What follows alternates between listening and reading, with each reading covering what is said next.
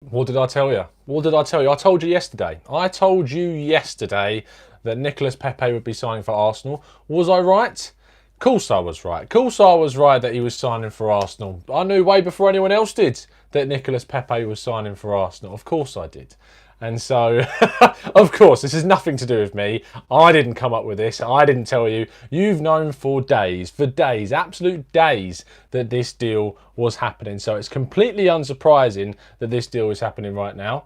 Thank you for tuning in. I'm sure there are plenty of people that are going live right now across YouTube to sort of react to this in the only way that we know how, and that's to talk about it and get your thoughts and get your ideas. But thank you for tuning in here. Obviously, people watching on playback, thank you for tuning in as well.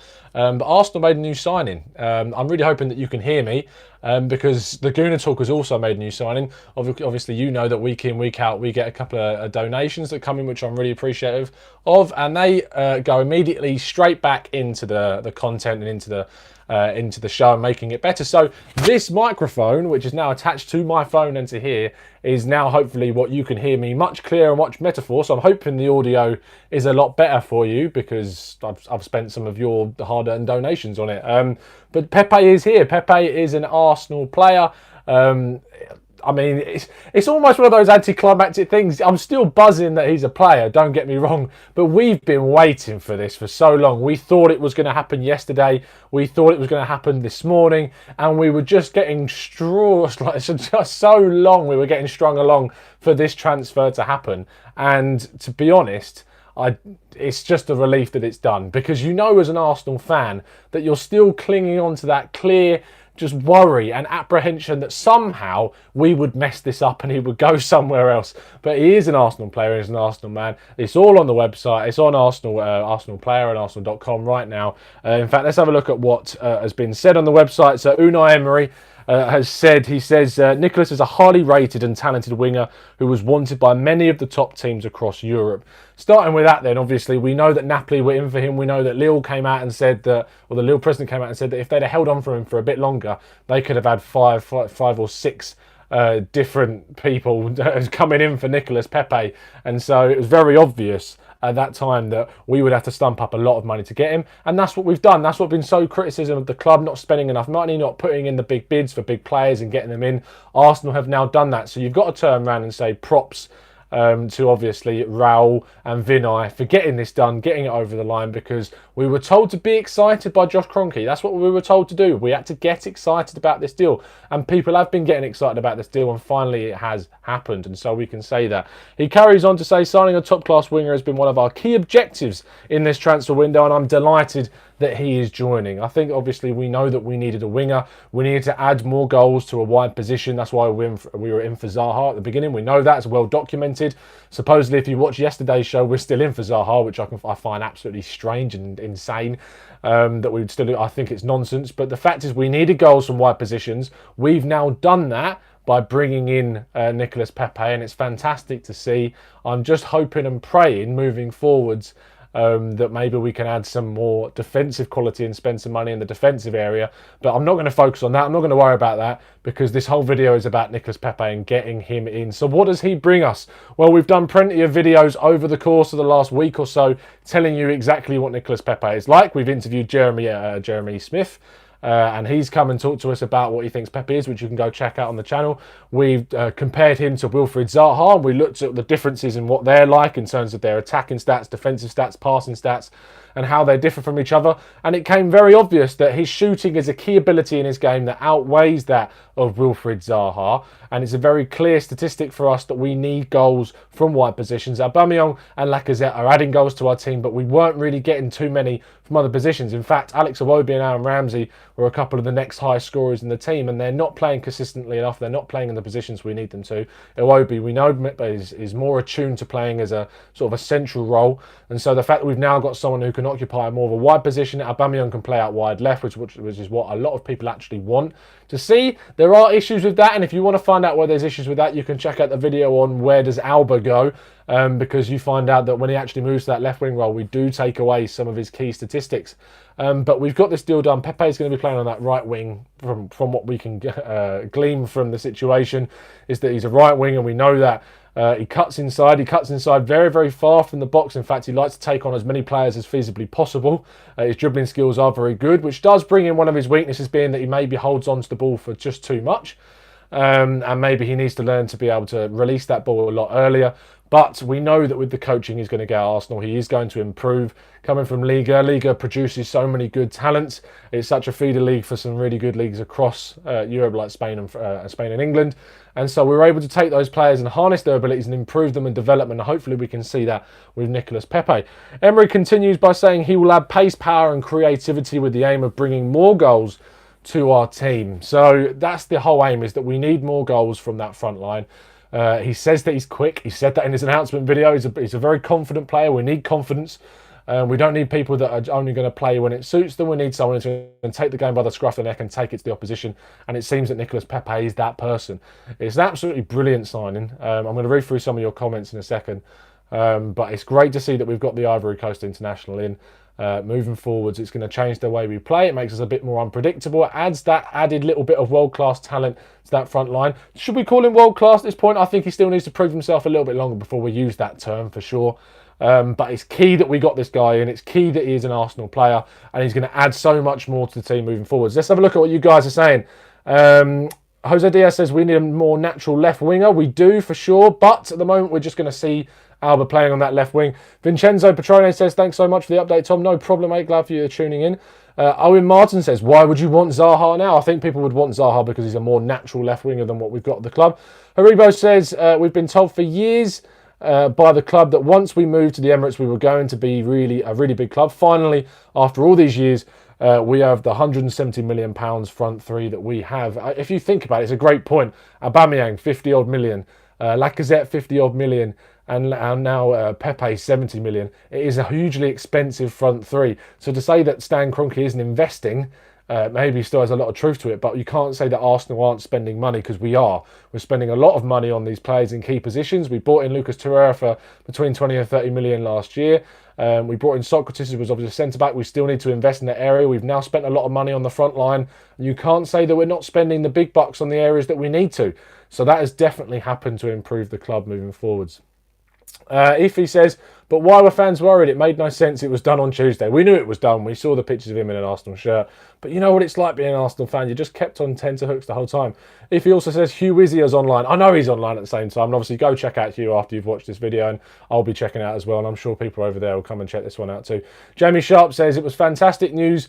We knew it was coming, but it's nice to be able to stop the fretting. Yep, 100% well summed up, mate. Jean Carlos says, we can hear you loud and clear, Tom. Tierney is incoming. Thank you. I'm glad you can hear me loud and clear, because for the people that have joined in late, purchased a new microphone for the show, using some of the donation money that's coming. Always like to reinvest that money into the show, and I've done that with this. So I'm hoping the audio is clear and crisp for your listening ears moving forwards. But what we're going to do, well, basically, for the rest of the day, I want to put out some news, which is going to lead into what the show is going to be taking shape. We now know what our front line is going to be taking shape, but you will see an announcement as to the lineup for next season for the Gooner Talk, people that will be coming on regularly, and I'm going to get some new faces on as well, which will sort of be interspersed throughout the season. So that's going to come up this afternoon, so make sure you're tuned into the Gooner Talk Twitter feed to find out who the main lineup is for next season in terms of the podcast. I'm also going to try and still aim to do those daily shows. That is going to be the thing, the new show every single day. Tactical breakdowns with Graham and Drew going to be in. But we really need to focus now in terms of where Arsenal are at and moving on and getting the next deal done. And we all know that that next deal is for Kieran Tierney. Now, Mr. Brown at Celtic has come out and said he's hopeful that Kieran Tierney stays. But we've heard from several sources that Arsenal are growing more confident of signing Tierney. So if you can add that to Pepe coming in for 70-odd million, Kieran Tierney coming in for 25 million, bringing in Salah, who's going to come in for next season, bringing in, obviously, Dani Ceballos on loan in the centre midfield position. This team suddenly becomes extremely strong in that front line. We have cried out, and we've been looking at the likes of Liverpool in envy and seeing Sadio Mane, Roberto Firmino and Mohamed Salah as a front three that frightens so many Premier League defences. And now we can turn around and say that we've got a front three that can rival those in terms of its ability, its dribbling, its pace, and its finishing ability as well. We've finally got that front three that can do that. And as Arsenal fans, I think we can be extremely excited for what we're about to see moving into next season. I'm interested to see if he plays on Sunday. I have a feeling I don't think he will against Barcelona. I saw a report saying that Emery was hopeful that he would play some part against Newcastle when we go away to Newcastle in the first game of the season. So I'm not sure if you'll see him against Barcelona. If we do, it would be great. And trying to get him integrated into the team. But of course, he was playing at the African Cup of Nations. I can't actually remember from the top of my head how far they got into that competition. It wasn't to the semi-finals, as from best memory serves me. So he did come back earlier than some of the other players, like Iwobi, for instance, who we've not seen in pre-season. But hopefully he can come back, get integrated into training. You saw him with Lacazette. If you go on the website, you can see him with Lacazette chatting to the guy. That's obviously what led to Lacazette and Aubameyang putting their little can we see me or where are you tweets, which was absolutely hilarious. But it's obviously that I'm actually a little bit disappointed they didn't incorporate that into the video when they announced Pepe. It's actually a little bit, they've missed something there. They definitely could have used that. Los Angeles says, so glad Wenger and Gazidis are gone. Yeah, it's funny, isn't it? But you have to admit, obviously, Aubameyang and Lacazette were signed on the previous regime, but this new regime have come in, had their first full summer window. Obviously, we saw in January, Sven Mislintat left, didn't really get a chance. Raul Sanllehi had come in very recently. Nothing really happened in January because of restricted funds. But now, into this summer, we can clearly see that Raul and Edu and Vinay have got their thing together. They've got the team that they wanted. They've got the technical director in. And whilst Raul did turn around and say that you can't really say that this window is reflective on Edu's dealings, I think we can all turn around and admit that Raul Sanllehi has done an absolutely brilliant job in the transfer window so far. If we can get in Kieran Tierney, if we can get in a centre-back, be it on loan or as a permanent signing, I would give it a solid 9, possibly even 9.5 out of 10. If it's just Kieran Tierney, it would drop to an 8 because I still need to think we need to get in that centre-back. But bringing in a world-class talent like Nicolas Pepe, bringing in Kieran Tierney, bringing in Saliba for next season, Danny Ceballos to fill the hole left by Aaron Ramsey, and still have money left over, you hope to sign a centre-back on top of that. Really does go to show the fantastic, and the structure of the deal as well. We haven't talked about that. This is a £72 million deal, don't get that wrong, but it's going to be structured over the next 5 years that he's at the club. So that makes it much, much cheaper. Yes, it could restrict us in terms of future transfers, but you've got a 24-year-old winger that's going to be at this club for at least the next 5 years until he's 29 years old, unless we sell him, of course. It's also nice to have a player that has some resale value. We've been making huge mistakes in the transfer market. I'm not saying we've only just got him, we should think about selling him, but it's desperately important that Arsenal got in those players that were going to have resale value. We've got in too many players, or we gave too many players high contracts that had no resale value to their game whatsoever. So it's really key that we did this. Willie1886 says, it's about time we get fans behind these new regime. No media bollocks is what he says with regards to how things pan out for us. And I've given up on the no bad words. Marlon Booker says, looking forward to next summer transfer window with Raul and Edu in charge. It's going to be really intriguing. Jose Diaz says, we will have a surprise centre-back signing like we did with Pepe. Interesting.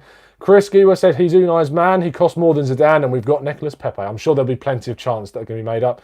Efi says, what do you think of the new regime? I do think that I was wrong about them initially. They look more organised. Edu next season will be fire with transfers. I think it's important. Actually, we could in fact do a tactical breakdown on the different regime and how it's changed. But obviously, previously with Wenger, he had his fingers in so many pies, doing so many jobs at once, and sort of conflicting with himself. You'd think that just one person would mean that you'd be more decisive in the decisions that you make. But actually having a team of different people with different roles who know their specific jobs means that we spend a lot of money now on doing the right thing. Now, I'm going to finish things there because I know there's plenty of videos for you to go and watch. You can go and check out the website. Please do go check out all the videos we've done on Pepe this week for those people that have tuned in new to today. Enjoy the rest of your day. I know I'm going to be buzzing, watching a few more clips on Nicolas Pepe. I'll see you again tomorrow for the next show. Nicolas Pepe is a gunner, and we will move forward in a much more positive way. We can't wait to see him play. Keep enjoying the football, keep enjoying the shows. Please give it a like, please subscribe if you're new. And as always, up the Arsenal. Pepe is a gunner.